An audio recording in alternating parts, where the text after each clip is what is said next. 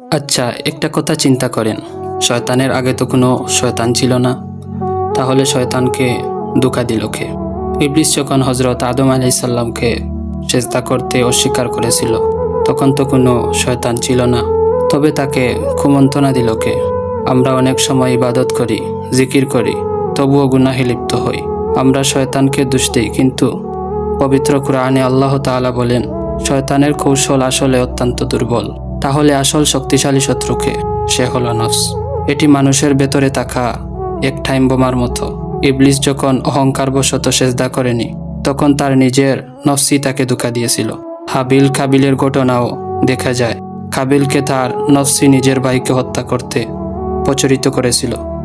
শয়তান মানুষকে কেবল ভুলিয়ে দেয়, কিন্তু নফস মানুষকে সরাসরি মন্দের দিকে টানে।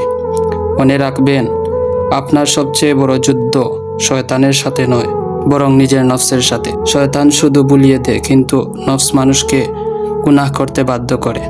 তাই নফসকে নিয়ন্ত্রণ করতে শিখুন, তবেই আপনি প্রকৃত সফল হতে পারবেন। আল্লাহ রাব্বুল আলামিন যেন আমাদেরকে নফসের ধোঁকা থেকে হেফাজত করেন। আমিন।